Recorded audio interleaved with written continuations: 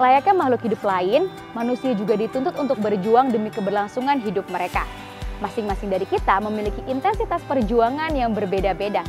Salah satu dari banyak bentuk perjuangan adalah pengembangan potensi diri guna mendapatkan kualitas hidup yang lebih baik.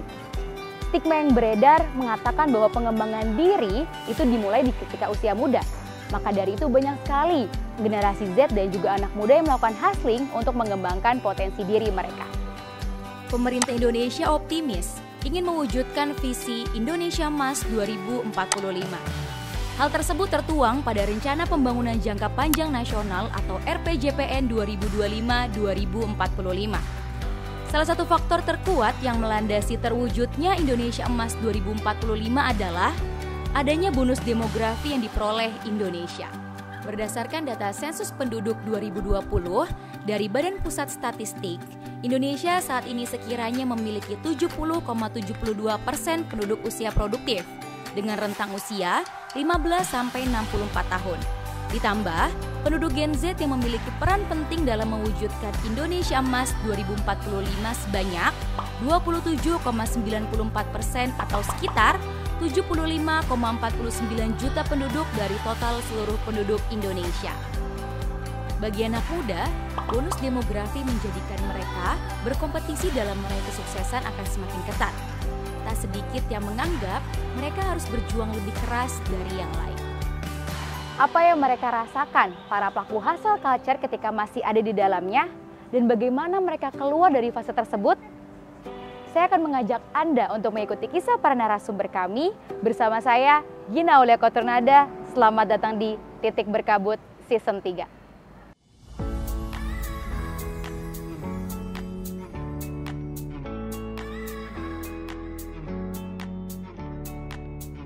Hustle culture adalah fenomena yang mendorong seseorang untuk bekerja tanpa henti, mengesampingkan waktu istirahat dan rekreasi demi suatu tujuan. Hustle culture seolah-olah menggoda anak muda dengan janji prestisnya. Seringkali membuat mereka merasa bersalah jika tidak bekerja secara terus-menerus. Di balik glamor dan kilatan kesuksesan yang mungkin terlihat di media sosial, apa yang sebenarnya terjadi? Oke, Kak. Bu, kita perkenalan dulu ya, Bu. Ini Kakak perkenalkan. Terus sibuknya sekarang lagi apa nih, Kak? Iya, sebelumnya kenalin, aku Ade Ilhamullah. Aku ada di S1 Bisnis Digital UNJ.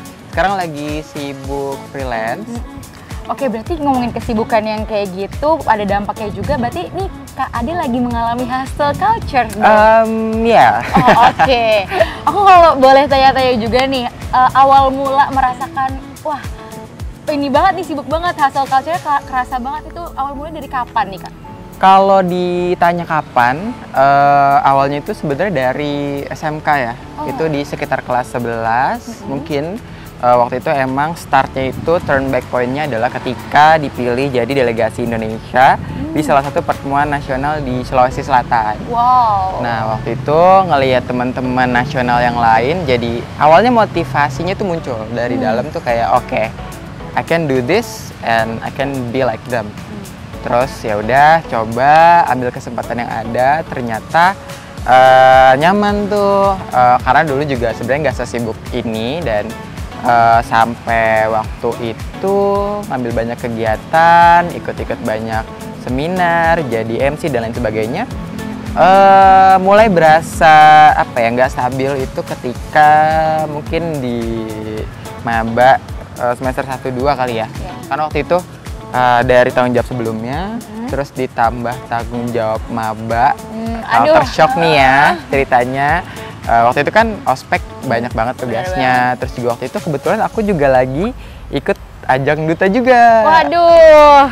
Jadi ya di luar dari itu makin banyak tuh tanggung jawab, terus juga makin mepet-mepet segala macam. Jadi ya itu sih yang jadi titik poinnya. Lalu dari sekian pengalaman yang Kakak dapat, apa nih yang benar-benar Kakak peroleh gitu dari hustling ini yang benar-benar membuat Kakak kok, ih aku udah dapet pengalaman ini nih, keren banget nih aku. Apa Kak yang Kakak peroleh? Mungkin aku akan bangga ya sama diri aku ketika aku berani buat mencoba ambil responsibility waktu itu Karena dengan aku mengambil responsibility itu, aku ngerasa aku jadi terbiasa untuk ngelakuin banyak hal, terus juga aku pede. Yang pasti karena itu semua, alhamdulillah aku pernah jadi delegate dari Indonesia, representatif di Asia Pacific Forum. Ada nggak sih Kak perubahan signifikan yang Kak Ade rasain setelah terlewati nih fase hustle culture-nya? Ada, pastinya ada. Jadi kalau misalnya ditanya perubahan signifikan, dulu tuh aku sebenarnya orangnya agak pendiam, terus juga malu buat speak di depan publik kayak gitu. Dan itu kerasa banget sekarang, jadi lebih pede, lebih konsentrasi sama apa yang mau diomongin.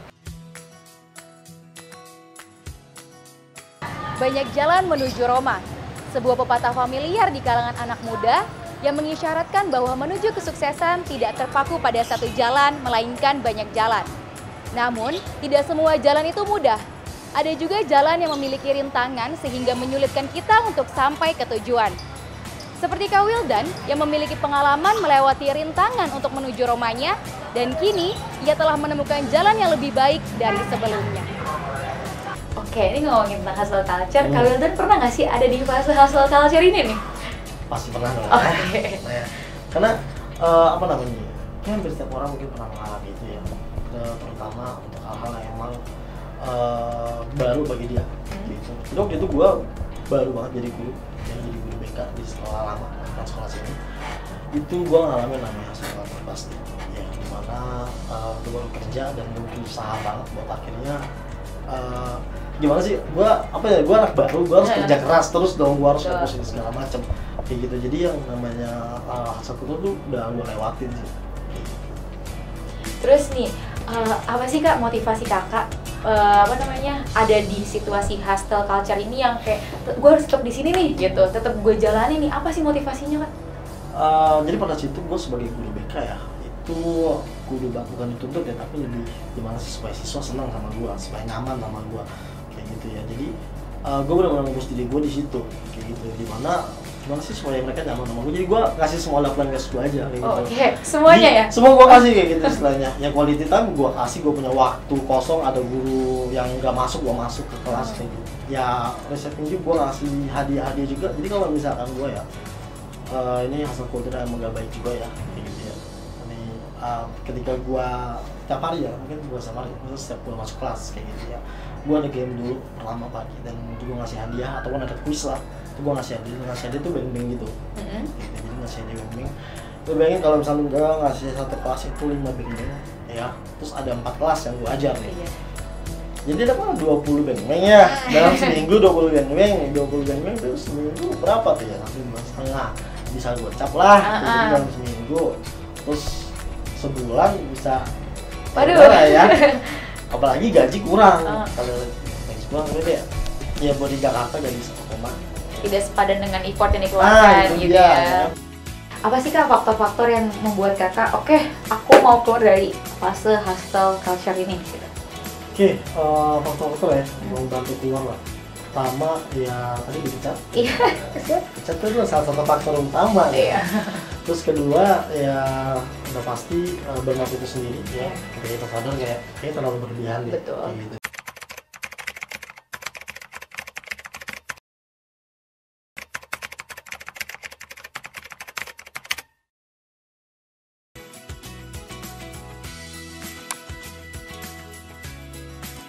Memang ada beberapa faktor ya yang membuat generasi muda nih mau nggak mau jadi terlibat nih di dalam hustle culture gitu ya, baik disadari maupun tidak disadari. Jadi misalkan faktor pertama adalah kita bicara tentang adanya tekanan sosial ya, yang mungkin bisa muncul dari lingkungan keluarga, pertemanan, atau bahkan dari media sosial yang seakan-akan nih tanpa sadar memberikan standar tertentu nih untuk kaula muda, bahwa kalau aku dinyatakan berhasil atau sukses ketika aku sudah mencapai standar tertentu tersebut. Nah, inilah yang biasanya menimbulkan kecemasan juga nih. Jadi mau nggak mau, terlibat deh di dalam hustle culture tersebut. Berikutnya ada lagi faktor tekanan finansial. Ya, bahwa kita saat ini kan erat banget nih dengan fenomena yang namanya sandwich generation ya, pernah dengar. Bahwa dimana kita sebagai kaula muda, kita dituntut untuk bisa mandiri nih, memenuhi kebutuhan diri sendiri, Tapi juga kita perlu nih mempersiapkan finansial kita untuk perencanaan masa depan. Tapi nggak cuma itu, kita juga ternyata bisa saja terjerat pada kondisi keuangan yang memang dibutuhkan oleh keluarga asal kita yang sekarang ini. Nah, jadi kondisi-kondisi kefinansialan seperti ini itulah yang seringkali menimbulkan kecemasan hingga membuat si kaula muda ini merasa bahwa aku harus bekerja lebih lama, lebih keras untuk bisa mencapai tujuan keuangan.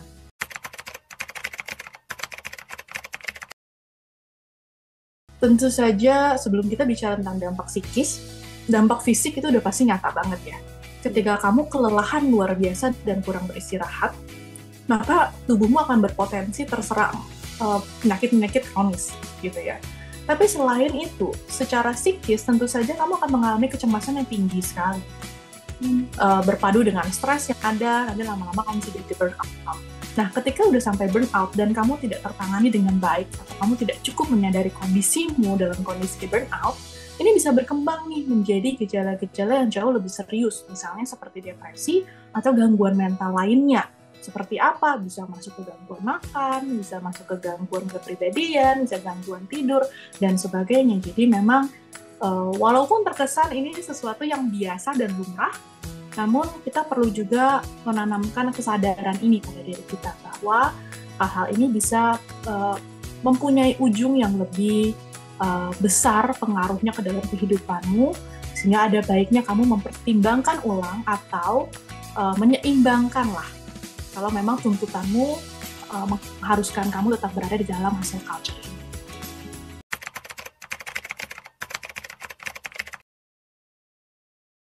Kita juga mesti menyadari ya bahwa tuntutan ini kan tinggi sekali gitu, dan setiap orang menghadapi situasi yang berbeda, sehingga mungkin ada hal-hal tertentu yang tidak punya pilihan untuk keluar dari hustle culture seperti ini. Dan kalaupun memang kamu adalah bagian dari orang-orang yang sulit untuk keluar dari hustle culture ini, minimal ada beberapa hal yang perlu kamu perhatikan. Pertama, untuk kamu tetap bisa bertahan dalam hustle culture ini, kamu membutuhkan fisik. Kalau fisikmu nggak ada, kamu nggak akan bisa bekerja, benar ya? Oleh karenanya, hal pertama yang minimal perlu kamu perhatikan adalah asupan nutrisimu. Setidaknya ketika kamu bekerja, maka kamu harus pastikan kamu mempunyai nutrisi yang baik dan seimbang. Kedua, tetap harus paksakan luangkan diri untuk bisa beristirahat dengan cukup. Idealnya, kamu juga bisa meluangkan waktu untuk berolahraga lah, sedikit. Gitu ya. Kemudian, hal berikutnya adalah juga tidak ada salahnya untuk kita terus mengembangkan diri. Bicara tentang melatih dirimu untuk lebih menentukan prioritas dalam tugas-tugasmu, dan kemungkinan delegasi tugas kepada pihak-pihak yang bisa didelegasikan. Nah, ini bisa menurunkan kadar stres juga gitu kan. Jadi kamu berfokus pada hal yang memang menjadi tugas tanggung jawabmu yang signifikan. Gitu. Pesan terakhirku untuk mereka yang terpaksa dan tidak bisa keluar dari hustle culture ini adalah jangan ragu, jangan enggan, jangan malu untuk meminta pertolongan. Bicara tentang pertolongan baik dalam hal pekerjaanmu, ketika kamu mengalami kesulitan dan hambatan, jangan malu untuk bertanya. Baik juga dalam hal psikismu, bicara bahwa ketika kamu terjebak dalam situasi ini, dan kamu tahu ini tidak ideal, dan mungkin ada ketidaknyamanan yang sudah kamu rasakan, maka tidak ada salahnya kamu meminta pendampingan profesional untuk mengiringimu berjalan di situasi yang mungkin tidak ideal. Nah, ini adalah beberapa hal yang bisa mungkin kita lakukan untuk membantumu untuk tetap bisa berada dan bekerja, untuk tetap bisa produktif gitu ya di tengah situasi yang kurang ideal. Hustle culture merupakan budaya yang terlahir dari stigma, doktrin, dan ekspektasi luar diri maupun dalam diri. Banyak anak muda, terutama mahasiswa dan juga pelajar, merasa belum pantas untuk bersaing dengan orang lain yang sebaya. Hal ini dijadikan alasan oleh mereka untuk mengembangkan potensi diri, memperoleh tujuan hidup. Hal ini menjadikan kualitas hidup anak muda di Indonesia harus kita perhatikan. Sekian Setitik Kisah yang berkabut kali ini. Manusia seringkali menutup mata seakan terhalau oleh kabut yang menutupi sudut pandangnya terhadap sesuatu. Dan kami datang memberikan setitik penerangan.